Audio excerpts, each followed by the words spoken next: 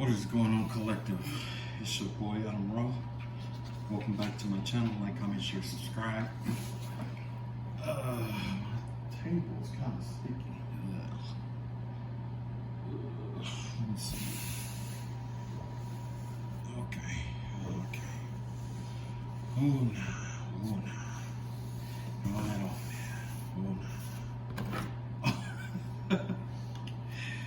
man. Okay, so, of course, today there was some weird shit going on, right? I have to ask the stage for this shit, right? So, like last night, I had a lot of dreams, right?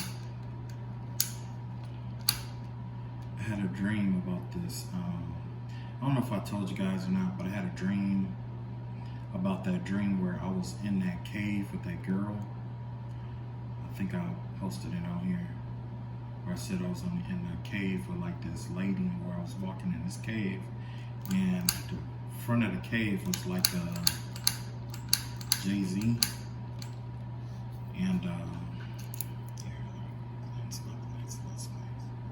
at the beginning of the cave was like Jay-Z, and I was walking with this girl, and we went to where did we go? We went to towards the back, and then we were like turning around to come back around, and while we were doing that, like she kicked me, and like she kind of like pushed me. No, something pushed, either she pushed me or something pushed me, and I went over the cliff in this cave, because it was like a den at the bottom or whatever, right? And when that happened or whatever, it was like I was trying to make my way back to the top or whatever, and hang on, yeah. So I was trying to make my way back to the top or whatever, right? And what ended up happening was something just kept pushing me. Yeah, something continued to push me to make it to where I would, fall off the edge or whatever. Because at first it was like, I can make it back, you know what I'm saying? And I was good. But, yeah. So anyway, I fall down into this den, and there was some bears down there, right? Remember I told you guys about the bears and stuff like that? And I did that whole reading. It's in one of those readings. I forgot which one it was or whatever, right? Well, last night I had a dream that I was working or whatever, and I was driving trucks or whatever. And when I left, well, I forgot where I was at. I was kind of all over, nothing out of the ordinary. But then I was like in this woods, right? And I came across this bear. It was a cub. It was like a same kind of bear as the ones that was in the cave. Only this one was a cub, right? And of course somebody was, fucking with me in my dream, because I could hear that little girl or whatever trying to talk to me in a dream and shit like that. But basically I picked this bear up, and I kind of like escorted it. I was trying to get it somewhere safe, basically, because it was still a child or whatever it was. It was still a kid. And then the first thing that I thought was like, oh shit, first of all, I can't, let's see here. First of all, I can't feed it certain, like it has to eat, but it's certain shit I can't feed it, because once a bear get the taste for like humans, which I knew this was a kid, because a kid was like, if it tastes human food, it's gonna it's gonna be vicious. And I'm just like, no, dumbass. That's not true. That's not true, dumbass. The truth is, if it tastes a human or human blood, then yes, it'll turn, vicious. But most of the time, bears are like harmless and stuff like that, right? So I'm thinking, I'm like, okay, well, I know a place where I can drop it off, whatever. So the whole dream was basically just me on this dumbass adventure to drop off this fucking baby cub bear to its like new home. We know who engineered that dumbass fucking adventure dream, right? Of course, it was a kid. It was a little girl, obviously. Because only little girls think like that and shit. Like, oh, it's a cutie bear. Let's go pick it up. Let's take it home, And you like going on a fucking adventure like fucking Dora Explorer and shit. You got a fucking backpack and shit like that. Who the fuck would think of some dumbass shit like that? A kid, you know? But it was funny. It was fucking hilarious. I can't lie about that, right? So essentially, the dream had two different meanings. First of all, the same people who has like I guess like a grudge or whatever, or sending out spell work or whatever. There's a little girl in the group that is either watching you or watching me, and they basically want you to be their teacher. It's like there's somebody in a group, someone young. If it's not a little girl, it's someone young who's trying to break out of this family dynamic or this family paradigm, right? They know, whoever this kid is, they are smart enough to know that you know the way out of it, and they are also smart enough to know that they don't want to be in the same boat as everybody else around them. This is not someone from your soul tribe, though, because whoever this is, they're from the bear soul tribe. Well, that's how I describe it or whatever. I have my own spiritual animals, right? And so a bear wasn't one of them until recently, okay? But essentially what this represents is like there's this, in that family dynamic it goes along with that other dream, basically. And essentially the cub is like the child of somebody who, like I said, was sending like spell work or something like that. I don't know whose it is, but, and you know, it's weird because every morning I wake up, every time I wake up, I get the feeling that it's like a little kid who's like watching me all the time. You know, like during the day when I'm like the energy shifts and the spell work and stuff like that is going on, I could tell those are like young adults and teens and, you know, like grown family members and stuff like that, right? But early in the morning, it gives me the vibe that there's a kid that gets up first thing in the morning and they run over and they like try to like, you know what I'm saying? That's the vibe that I get. I will say it's somebody in a childlike energy, but I don't think so. Adults normally don't get up that early. And if they do, they aren't thinking about nothing like that. Because usually when they are trying to wake me up or something, I can feel like the energy shift. It's an energetic shift where this child's energy is like, it's almost like getting poked in the foot. You know how little kids like to like say if it's like a Saturday or they're excited to see somebody. Most of the time when a kid is excited to see somebody, they will do stuff like poke your feet or, you know, come to wake you up or remind you of stuff that you said and, you know, stuff like that. It's a vibe I think, you know. But yeah, and that's just the energy that I got up with. Like, you know, there's just this kid that is like trying to get my attention, but also not to be confused, there is also someone in a group with multiple personalities that tap in and out of different energies. This person doesn't understand why they have so many personalities. It's because this person is a channel. They're a channel and their bandwidth. They don't know how to control the bandwidth, is what it is. It's kind of like if you turn on the TV, you have that channel turner. As you turn the channel, the TV is still a TV, but what appears in the TV changes because you're you're tuning it to different energies, right? So there's somebody out here who doesn't understand or know that they are basically just a channel. They may be a channeler, you see what I'm saying? But it's kind of like, the vibe I get is like, a lot of times in order to watch people or spy on people and stuff like that, they use this person to tune their energy to somebody else's energy. And then that's how they're able to tap into people's energies and stuff like that. And be able to watch and see and know what they're doing.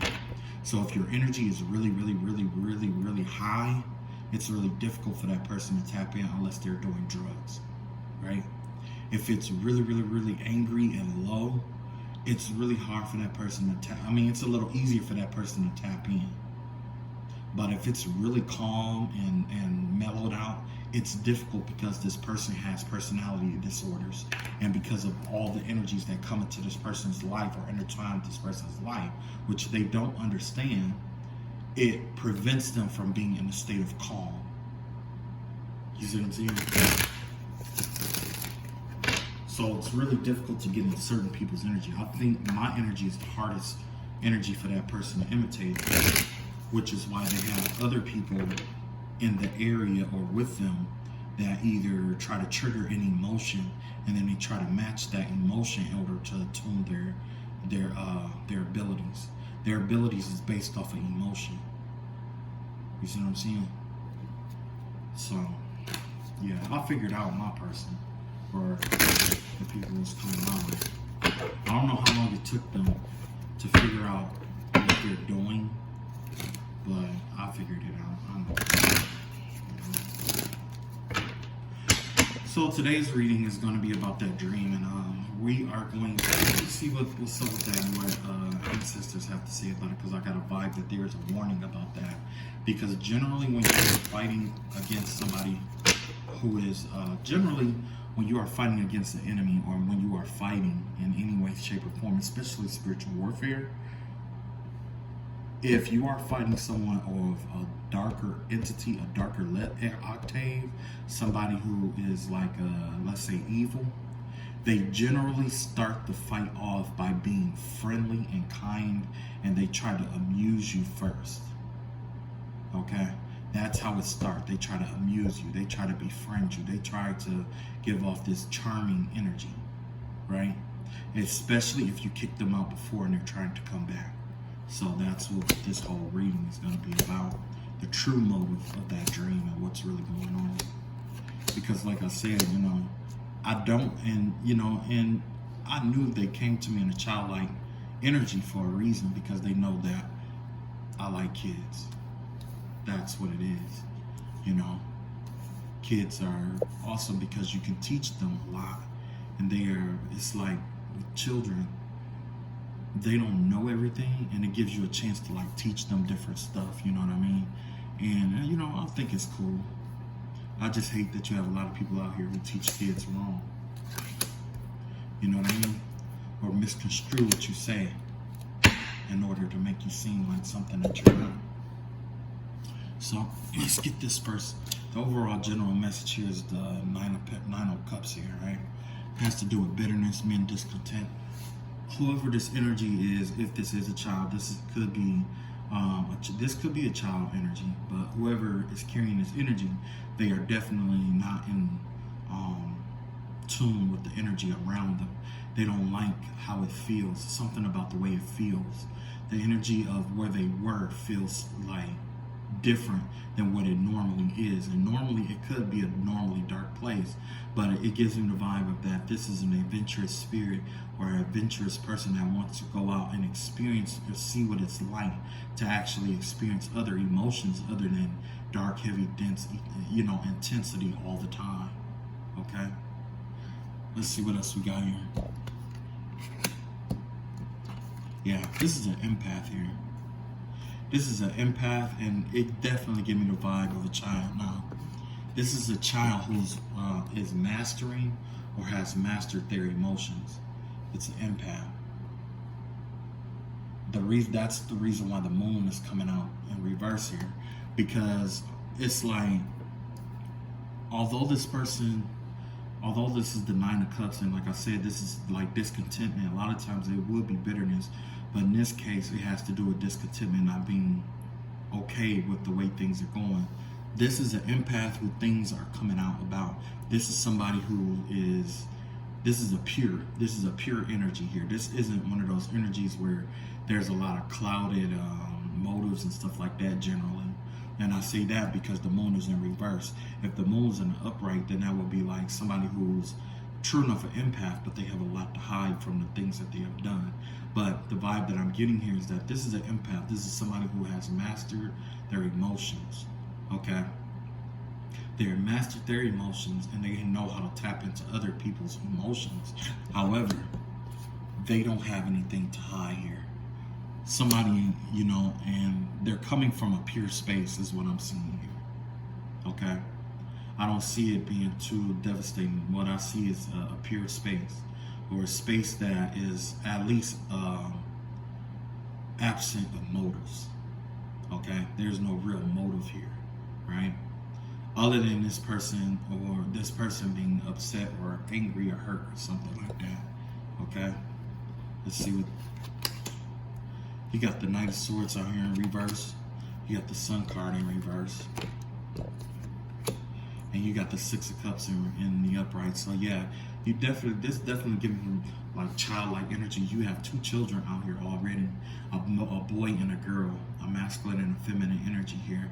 One with their mother and one just out here alone. You see what I'm saying? Whatever happened out here, something didn't go as planned. Essentially, with this Knight of Swords out here, maybe there was some kind of plan that was supposed to be executed, or something was supposed to go a certain kind of way, but it didn't go that way. And whatever this person did plan, it's not going to go that way. Okay, it's not going to go the way that this child or whoever is in this child's energy planned it, right? And because of that, it's shifting this person.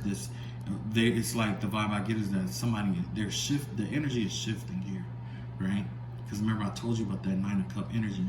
They're in a space that doesn't serve them, and now they're starting to notice it because it's starting to drain their energy too. This is like I said, this is an empath, and will come with a pure heart and environment that doesn't serve them. Okay. And the plots and plans that maybe they made plans to get out of this, and it made them backfire, or it didn't work out the way that they wanted it to go. Okay? And because it didn't work out the way that they wanted them to go, it's actually weighing down on them, and it's absorbing their energy here. It's draining them. And the only thing that they can think of is how things used to be in the past. So if this is a child thinking about how things used to be in the past. If this is an adult, this is an adult who used to think about, or an older child. This is somebody who want things to be the way that it used to be, but they are learning what true death is. Because a lot of people think that death is the end of all things, but it's not. Death is actually a new beginning. Death is the dark side of beginnings. So you have beginning, which is the light side of things, the light side, and then you have death, which is the darker side of beginning. Because for certain things to begin, other things have to end, because they occupy the same space. Okay, and that's what this child is getting is coming into understanding with about transformation here. Has to do with a household, or maybe even some affection they used to get from their mother. That's changing, because this is a mother and a daughter here. So there's like some energetic connection between a mother and a daughter that has changed, or that this child feels has ended, and it's weighing heavy on this child because they planned to do something that didn't work out, or they didn't go through with, right? Let's see what else we got out here. Yeah, we got the Ten of Cups out here. So even though this person is in the Nine of Cups energy, this is what they're desiring most. This child, or whoever this empath is, they're aspiring towards this Ten of Cups. They want everyone involved to be happy. They want their mother and father together, and they want to live in a happy household, is basically what's going on here. And which it explains the dream completely, because it's kind of like there's maybe this child wants to learn, like, because bears don't just live in caves. These in particular bears are living in a cave, but there's other bears that live out in the wild, like the bushes and stuff like that. So maybe this child is trying to find a resolution to where everybody involved can win. A win-win situation. You see what I'm saying? They want to see their mother happy. They want to see their father happy. They want to see their siblings happy. They want to be happy. There's nothing wrong with that. You know what I'm saying? But the thing is that it's like as an adult, there's a lot of things that come our way. We have to do a lot of compromising. It's something that a child don't understand. Sometimes what we wish as an adult, we wish for things to be better than what they turn out. When we are children like that, like, when I put it like this. If I had to explain it to the child, I would say something like, when I was your age, I envisioned the same thing.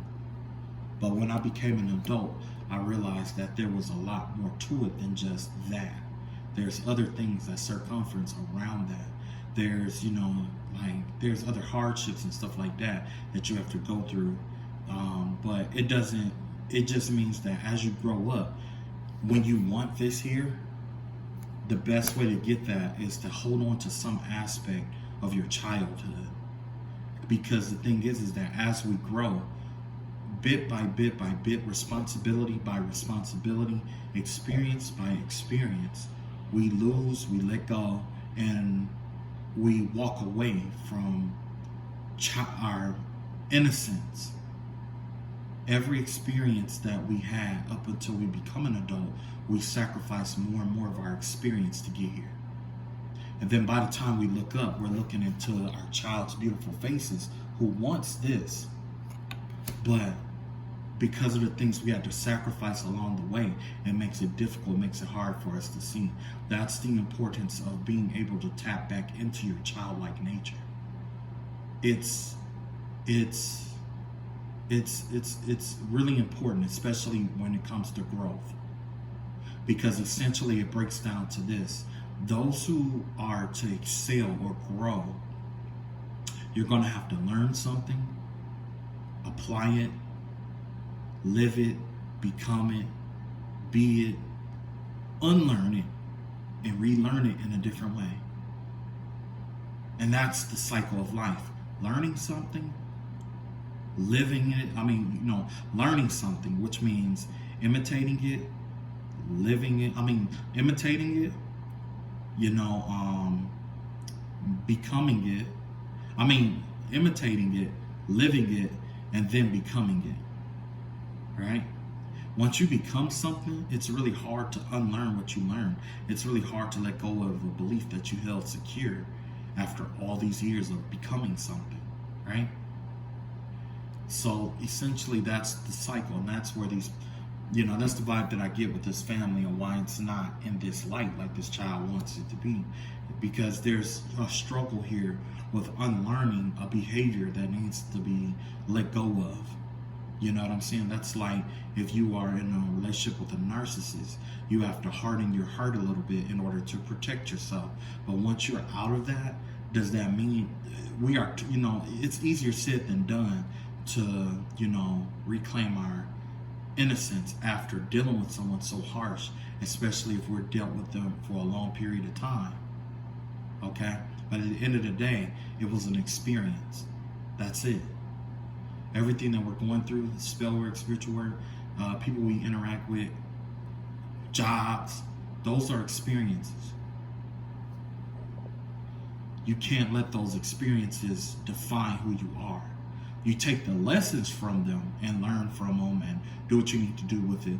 But that experience is not you. That's not you. That's what a lot of people will get mixed up. Then that's exactly what the kind of spiritual warfare that I'm going through now.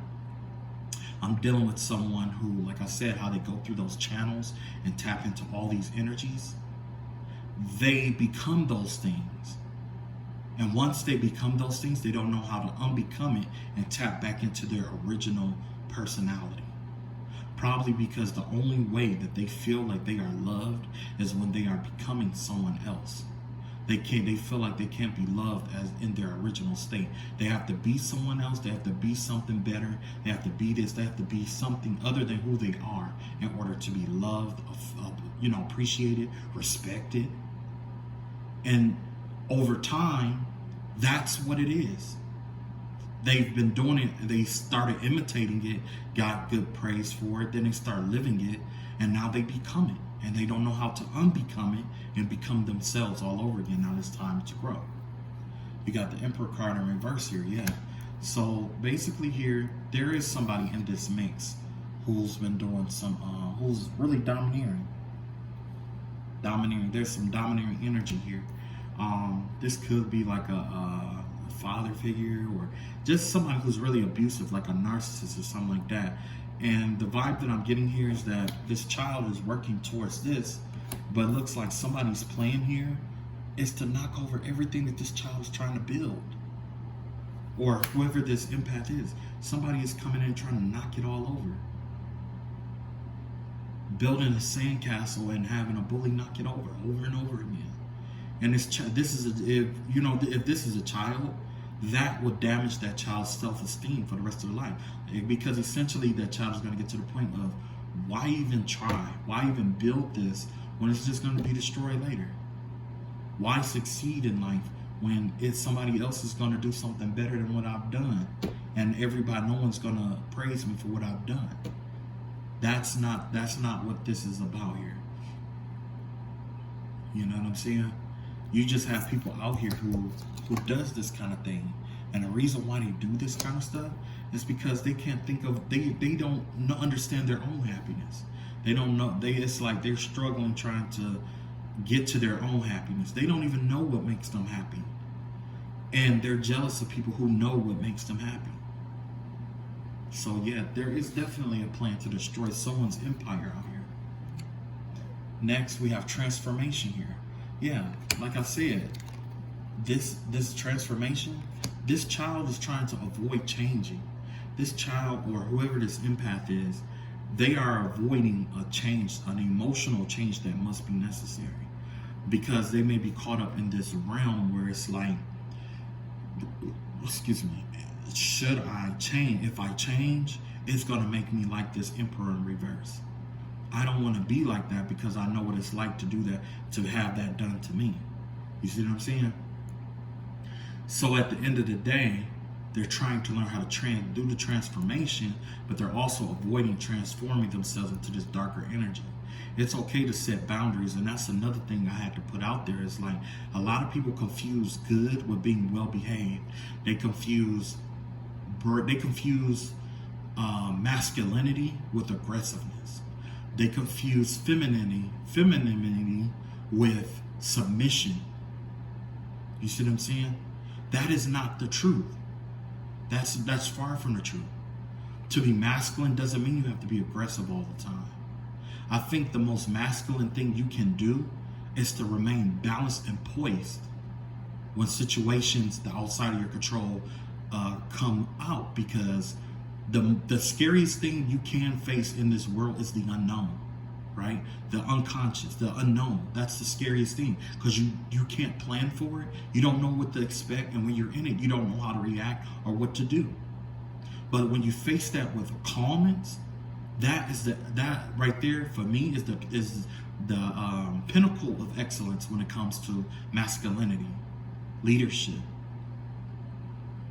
In terms of femininity and submission, the best thing, I never really thought of this, but I will say when it comes to femininity, it's not submission or, letting your guard down and let people walk over you. No, you keep your boundaries. You keep your boundaries. But it's all about grace. It's grace, in my opinion, because it's all about the way you get things done. Because where you might bark orders at someone to get it done, that femininity has just as much or even more power than that masculine energy. It's just that the feminine energy doesn't do it the same exact way. You have it's the same power, if not even stronger, because you're appealing to someone's subconscious or unconscious side to do what you want done. The unconscious and subconscious mind is much more powerful than the conscious mind. Okay? The reality of the situation here, 7 of Swords here. So yeah, there is some deceit going on here. Maybe this is somebody who tried to embody that energy in order to become friendly, like I was saying. However, the message still applies here. The message still applies. Because even if they are being deceptive, each one of those swords represent what? The sword is a representation of the air. The air is mental energy. Those are different personalities that this person channels through in order to con and to trick people, get over on people. There's different aspects of themselves that they tap in and out of to do this work. Now, they think that they're getting over on people, but in reality, they're getting over on themselves because they don't even know who they are at the end of the day. Who are you really? Without channeling into all these different personalities and energies and stuff like that, or imitating or becoming all these other people, what color do you like? Who do you love? Why do you love them? You know what I mean? This person couldn't answer simple questions about themselves, but they can answer every question about you. They can answer every question about everyone else that's around here, right? Yeah. That's my reading for today. So basically, this reading has to do about someone who lost themselves and trying to reconnect to their childlike mentality. They don't know where they're going. They think that they're getting over on people and stuff like that, but in reality, they're fooling themselves. This person has finally emptied themselves out of everything. However, there's still aspects there's still aspects of them that remain. The need to domineer and destroy. They want to be happy, but they're avoiding the change necessary to be happy.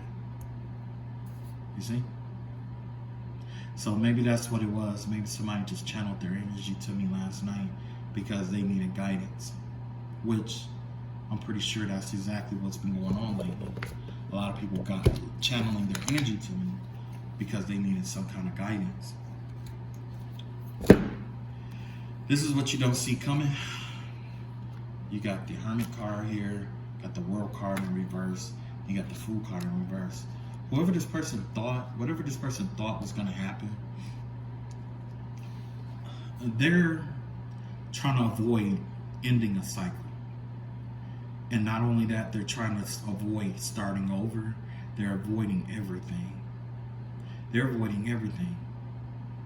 They're receding into themselves. They probably even wanted to start a new life or wanted someone else's life, but now they're refusing to let something go.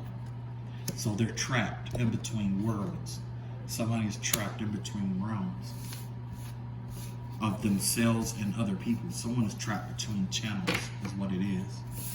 That's all I got. Love y'all all. Take it easy in peace.